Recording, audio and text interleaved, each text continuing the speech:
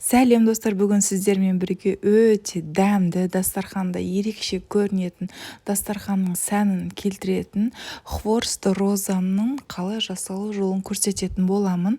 Видеоны міндетті түрде аяғына дейін көріңіздер.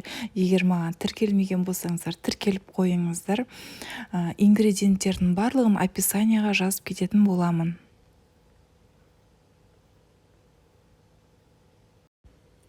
Бірінші таза ыдысқа ішінде су болмау керек, ыдысымыз құрғақ болу керек. Ыдысымызға 4 жұмыртқаны жарып салып аламыз. 4 жұмыртқаны салғаннан кейін қасықтың ұшымен шым-шым сода салатын боламыз. Соданы салып жақсылап араластырамыз.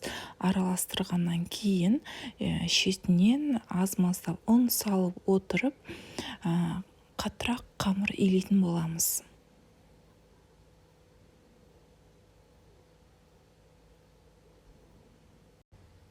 Неге қамырды қатты қылып илеу керек десеңіздер, қамырды тындыру үшін қамырымыз пакетке салып қоятын боламыз. Пакетке салған кезде қамыр міндетті түрде жұмсарады.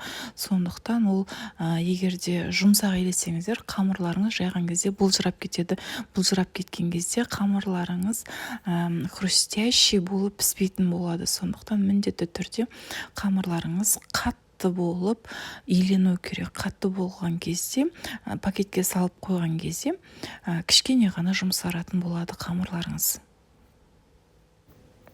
Қамырымызды пищевой пленкаға орап немесе пакетке орап 20 минутқа қамырымыз тыну үшін қойып қоятын боламыз.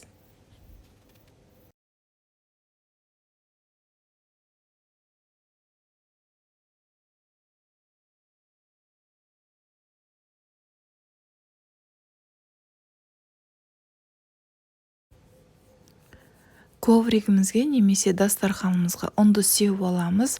Себілген ұнымыздың үстіне пищевой пленкадан қамырымызды алып, ұнның үстіне қоятын боламыз. Менің хворстым 3 түрлі болады. Біреуі жасыл, біреуі қызыл, біреуі өзінің түсі. Бағана көргендеріңіздей, сол себепте мен қамырымды 3 күлше қылып бөліп алатын боламын. Сіздер қанша свет қаласаңыздар, сонша күлше қылып бөліп алсаңыздар болады. Мысалы 2 түсті, мысалы, или 1 түсті қылып. Мен осылай 3 түсті қылатын боламын. Менде краска гелевый краска, жасыл краскам. Осындай тіс шұқығыштың көмегімен қамырға өстіп жағып аламын. Егер сіздер қанық жап-жасыл түс қаласаңыздар, онда красканы көбірек салсаңыздар болады. Маған ашық жасыл болған ұнайды, сол себепте мен аз ғана краска жағып, енді осыны ұнның көмегімен қаттырақ күлшелейтін боламыз. Өстіп күлшелеп отырсақ, қамырымыз жасыл түске айналады.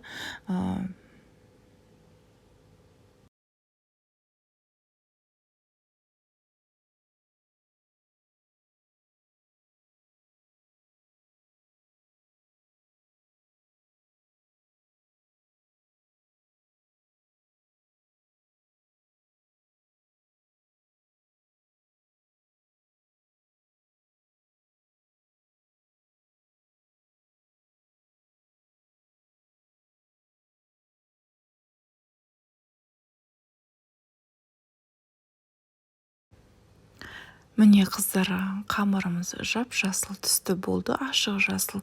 Енді осы қамырды пищевой пленкаға орап, қайтадан қамырымыз тыну үшін бір 10 или бір 5 минутқа қойып қоятын боламыз. Басқа күлшелерді күлшеп болғанша. Енді екінші күлшемізді күлшелейтін боламыз. Екінші күлшем өзінің түсте болады, яғни краска жақпайтын боламын. Бұны жақсылап күлшелеп, иегін қандырып, тағы да пищевой пленкаға орап, бұл қамырды тыну үшін қойып қоятын боламын. Үшінші күлшеміз қызыл түсті болады. Өстіп қамырдың ортасын ашып аламыз. Менде қызыл краскам гелевый емес, құрғақ краска болады. Сондықтан осы қызыл красканы қамырдың ортасына саламыз. Егерде қатты қызыл қамыр болған қаласаңыздар, көбірек салсаңыздар болады. Егер ашық розовый қылам десеңіздер, онда красканы азырақ салсаңыздар болады. Мен орташа қылып салдым.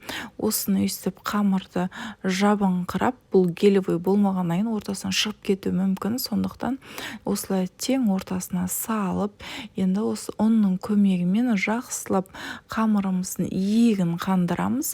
И жаңағы жасыл түс шыққандай бірдей түсті осылай илеп қызыл түсін шығаратын боламыз қамырымыздың. Қарап отқандарыңызда қызыл түсіміз тез шықты.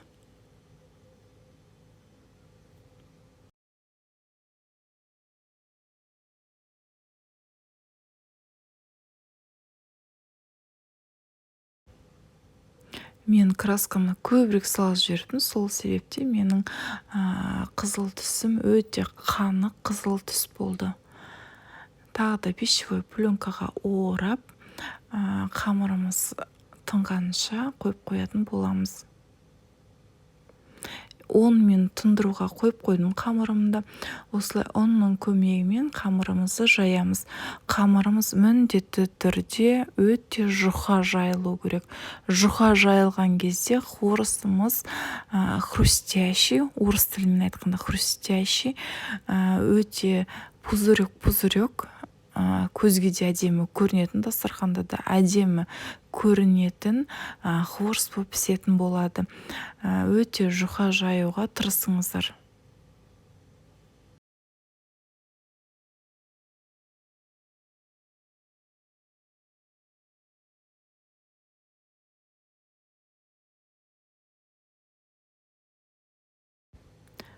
Қамырымды жұқа қылып жайып алдым. Енді қамырларымды осылай ұзағынан ұзақ қылып бөлшектерге бөліп алатын боламын.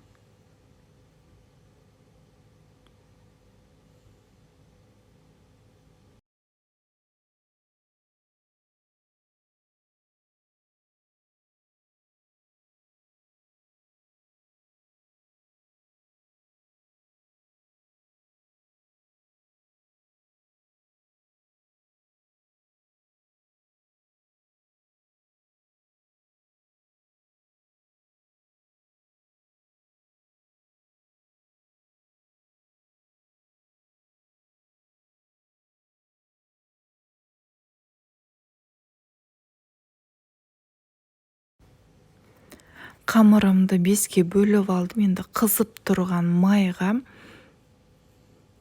осындай шпажканың көмегімен осылай басын қысып аламыз да, қызып тұрған майға осылай шетінен салып отырамыз.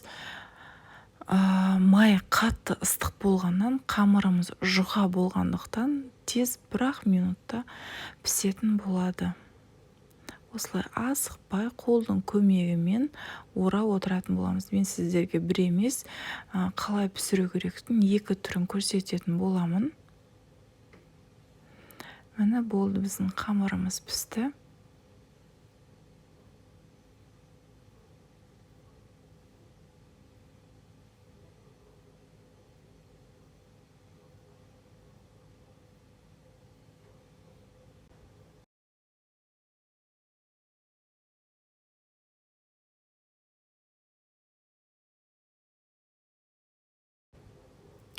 Енді екінші қамырымды көрсетіп жатырмын, қыздар. Осылай 2 шпажканың көмегімен осылай ағаш май қызып, майымыз қатты қызып тұру керек, сол кезде тез піседі. Осылай шетінен орап отырамыз, қыздар.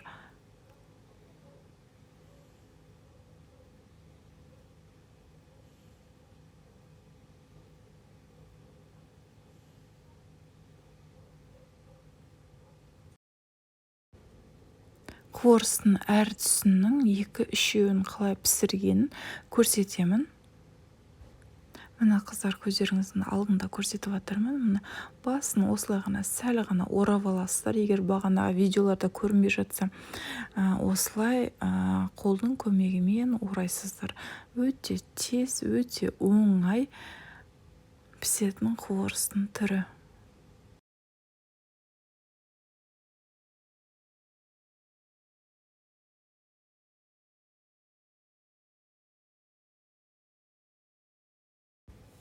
Екінші қамырымды да жұқа қылып жайып, төртке бөліп алдым. Енді осы қуырысымызды да қысып тұрған майға пісіріп аламыз.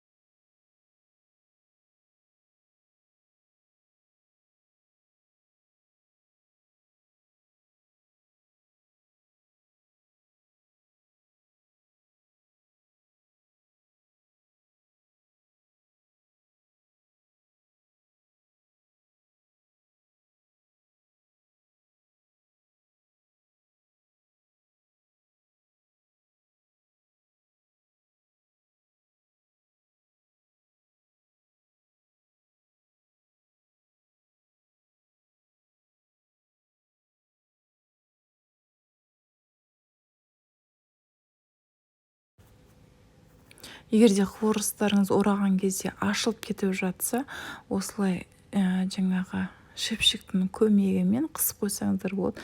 Егер де даже ол жоқ болса да, вилканың көмегімен қысып жасауға болады. Бұл өте ыстық болғандықтан қандай форма жасасаңыздар, тура сондай форма болып қалып қалады. Тек қана қысып ұстап тұру керек. 1-2 минут.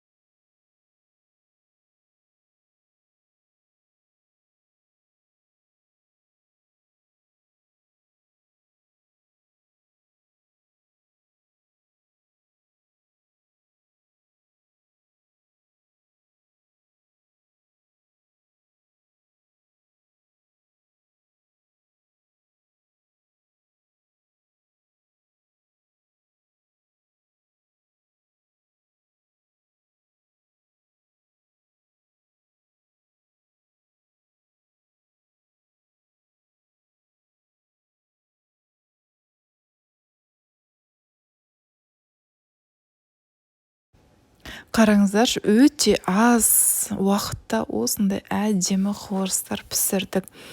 Егер де сіздерге менің видеом ұнаса, міндетті түрде маған тіркеліңіздер, лайк қойыңыздар. Түсінбеген жерлеріңіз болса, міндетті түрде комментарийға жазыңыздар.